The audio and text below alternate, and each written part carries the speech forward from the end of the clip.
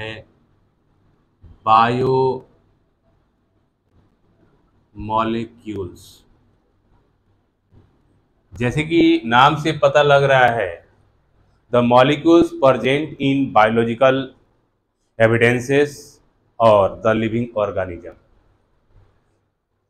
Chapter से पता लग रहा है कि ये चैप्टर बायोलॉजी का है, but this is a chapter of your chemistry in which we have to discuss about the biomolecules, the molecules present in the living organism. There are two types of living organism. पहला होता है Plantae kingdom और दूसरा जो होता है उसे बोलते हैं एनिमिलिया किंगडम। और these all the living organism that may be microorganism, that may be macroorganism, that may be unicellular, multicellular, prokaryotic, eukaryotic, vertebrata, non-vertebrata, all are made of biomolecules. Biomolecules होते क्या है? देखिए, सबसे पहले क्लास में आपने पढ़ा होगा कार्बोहाइड्रेट्स, दूसरा आपने पढ़ा होगा प्रोटीन, तीसरा आपने पढ़ा होगा फैट, चौथा आपने पढ़ा होगा विटामिन्स, पांचवा आपने पढ़ा होगा मिनरल्स। क्लास 12th में we have to discuss about the all types of the things in brief. As for example, carbohydrates की बात करते हैं तो carbohydrates are the complex compound of carbon, hydrogen and oxygen. ये तीन चीजें होती हैं। Carbohydrates are the essential part for the living organism that may be glucose, fructose, maltose, mannose, dextrose, cellulose, a lot of variety. But these are classified into three categories: mono,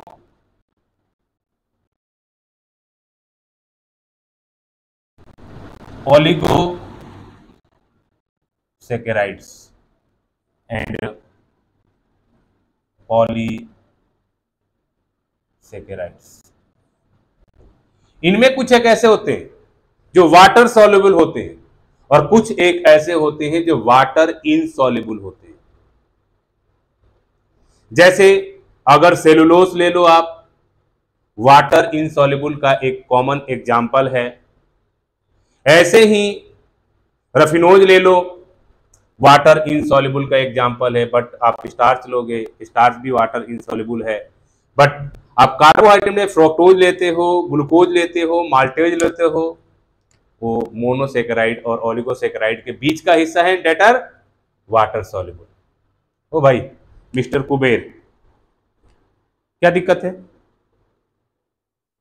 क्यों नहीं ढंग से पढ़ रहे हो? बातें क्यों कर रहे हो? अच्छा, देखो एक मैं सीख देता हूं आप लोगों को, ध्यान रखो। एक कहावत है, देखन में छोटन लागत, घाव करत गंभीर। समझ लो, जो चीज देखने में छोटी लगती है ना, उसका इफेक्ट बहुत तगड़ा होता है। एक कंसेप्ट समझ लो, रहो साधारण लेकिन औकात रखो इतनी कि अगर 5 करोड़ का चेक भी साइन करना पड़े ना तो ऑन द स्पॉट साइन कर दो। ऐसा नहीं कि मर्सिडीज से चल रहे हैं और जब देने की बारी आई तो कुछ नहीं। हाँ, ऐसा नहीं करना। 5 दोस्त दैट मीन्स कॉल मोमोज खाने गए, 50 रुपए का मोमोज खाए और जब पैसा देने की बात आई तो कह रहे यार मेरे पास नहीं है, तो मेरे पास नहीं है, तो मेरे पास नहीं है, तो मेरे पास नहीं है। वहां पे अपनी औकात दिखाओ, रहे मैं दे रहा हूं, तब माना जाएगा। इसलिए ध्यान दो। उसके बाद है हमारे पास कार्बोहाइड्रेट्स में हमने डिस्कस किया मोनोसेकेराइड, ओलिगोसेकेराइड और पोलोसेकेराइड।